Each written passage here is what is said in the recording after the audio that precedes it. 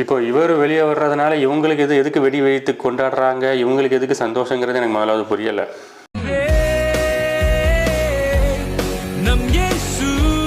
நாடி பாடி மகிழ்வே, தினம் ஓடி ஓடி உழைப்பே, விடுதலை நாயகன் ஜான் ஜபராஜ்க்கு விடுதலை தந்தாரே, நமக்குள்ளே இருக்கிறார். ஏனென்றால் அவன் வெளியே வந்து அவன் சொகுசு வாழ்க்கையும் அவன் காதலியோடையும் வாழ போகிறான். இவர்களுடைய நிலைமை என்ன? இவர்களும் அதே சைக்கிளில் தான் போக போகிறாங்க. வேணால் மிஞ்சி போனால் அவனுடைய காருக்கு போய் கழுவி விட்டு கொண்டு இருப்பார்கள், அவன் டயருக்கு போய் கழுவி விட்டு கொண்டு இருப்பார்கள். இதில் எதுக்குப்பா உங்களுக்கு வந்து சந்தோஷம்? பரிசுத்தாவின் மூலமாக பேசுகிறார், நீங்கள் சந்தோஷப்பட்டு கழிவுற வேண்டாம், நீ அழுது புலம்புங்கள் என்று வேதம் வந்து கூறுகிறது. இப்போ எடுத்துக்கொள்ளுங்கள் வசனம் 2 தீமோத்தேயு 2:1. ஆதலால் என் குமாரனே, நீ கிறிஸ்து இயேசுவில் உள்ள கிருபையில் பலப்படு. இதைத்தான் இன்றைக்கு வந்து இயேசு கிறிஸ்து வந்து விசுவாசிகளாகிய உங்களோடு வந்து பேசி கொண்டிருக்கிறார். என் குமாரனே, நீ கிறிஸ்து இயேசுவில் உள்ள கிருபையில் பலப்படு.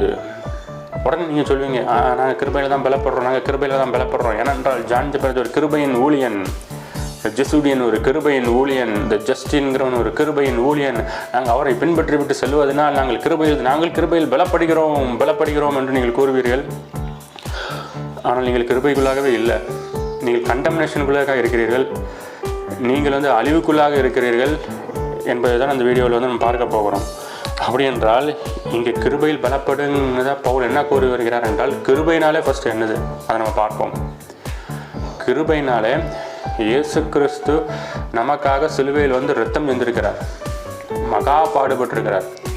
நடு ரோட்டில் அவர் அடித்து கொண்டு போய் எவ்வளோ கஷ்டப்பட்டு இந்த உலகத்தில் வாழ்ந்து நமக்காக அவர் ரத்தத்தை செஞ்சு எவ்வளோ பெரிதான அன்பை நமக்கு வந்து கொடுத்துட்டு சென்றிருக்கிறார். அப்படின்னா இயேசு கிறிஸ்து தான் கிருபை. கிருபை வேற, இயேசு கிறிஸ்து வேறங்கிறது கிடையாது. கிருபைனா இயேசு கிறிஸ்து, இயேசு கிறிஸ்துனா கிருபை. நீங்கள் யார் இயேசு கிறிஸ்துவை பிடிச்சு கொள்றீங்களோ அவங்ககிட்ட மட்டும்தான் கிருபை இருக்கும். நீங்கள் ஜான் ஜபராஜை பிடிச்சுக்கொண்டு, நீங்கள் ஒரு போதகனை பிடிச்சுக்கொண்டு, நீங்கள் ஒரு மோகன் சிலாசத்தை பிடிச்சுக்கொண்டு, ஒரு ஊழியக்காரன் பின்னாடி போய் கொண்டு இருக்கிறீங்க, ஒரு கட்டட ஆலயத்தை நோக்கி போய் கொண்டு இருக்கிறீங்கன்னு நீங்கள் இருந்தால் நீங்கள் கிருபைக்குள்ளாகவே முதலாவது இல்லை. அதைத்தான் இந்த வசனம் வந்து கூறுகிறது. அதைத்தான் பவுல் வந்து தீமோத்தேயுக்கு எழுதுறாரு. தீமோத்தேயுவே, நீ கிருபையில் பலப்படு. அப்படின்னா என்ன அர்த்தம்? நீ இயேசு கிறிஸ்துவில் பலப்படுன்னு அர்த்தம். கிருபையில் பலப்படணும்னா நீ ஜான் ஜபராஜ் மீட்டிங்கு போய் கிருபையில் பலப்படு, நீ மோகன்சி மீட்டிங்கு போய் கிருபையில் பலப்படு என்ற அர்த்தம் கிடையாது விசுவாசிகளே. நீ கிருபையில் பலப்படு என்றால் நீ இயேசு கிறிஸ்துவில் பலப்பட வேண்டும். நீ இயேசு கிறிஸ்துவில் பலப்பட வேண்டும்